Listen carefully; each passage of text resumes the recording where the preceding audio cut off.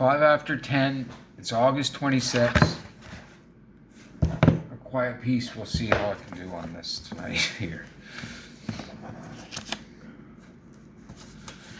The answer to all my problems. Acceptance is the key to my relationship with God today. I never just sit and do nothing while waiting for Him to tell me what to do. Rather, I do whatever's in front of me to be done, and I leave the results up to Him. However it turns out, that's God's will for me. That's from Alcoholics Anonymous, the 4th edition. No one was ever sitting still when they were called. When Jesus called, there was Buddy there. He was collecting taxes. Come follow me. Another couple dudes, they were fishing. You know, drop your nets. Follow me. Paul was killing people. You might want to stop doing that and follow me. Get off your horse, Eric. Come on. Like, he was real busy, like, killing people and shit. Don't sit around and wait for God to... They were always doing something. Do what's in front of you. If that's not it, another door will open. That one will close and another door will open. This is not a Christian meditation book. It's just a meditation book I like. Okay, August 26th, the answer to all my problems. Acceptance is the key. I already did that.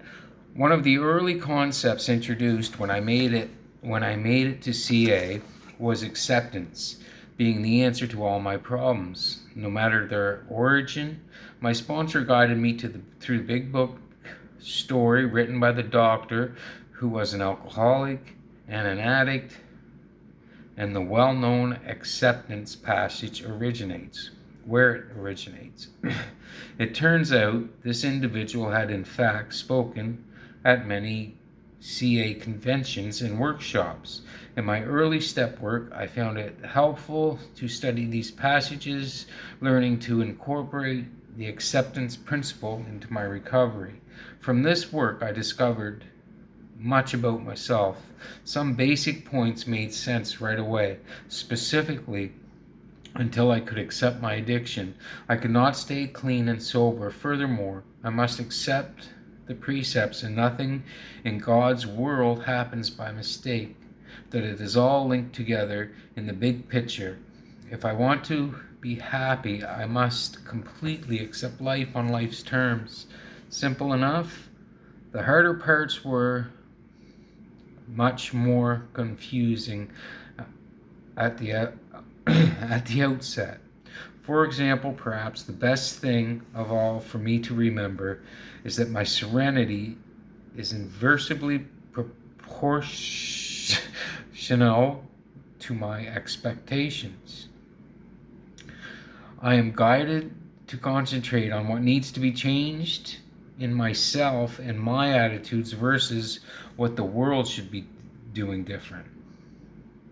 Then came the proposal about a bit of good in the worst of us and a bit of bad in the best of us, that we are like children, we are all children of God, and each have a right to be here. Alcoholics Anonymous, page 117. This puzzled me for the longest time as I began to personally experience the wisdom of acceptance. Other parts of the equation made sense and ultimately enhanced my recovery.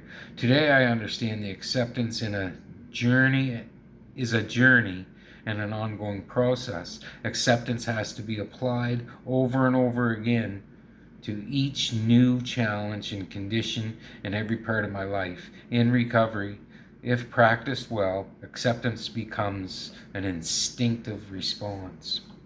I first accepted I could live an honest, vibrant, spiritual life in recovery without ever using drugs or alcohol again. The initial acceptance guided me to a wonderful path where I was ready to receive whatever the universe placed in front of me. Good night. Why does that do that? Good night.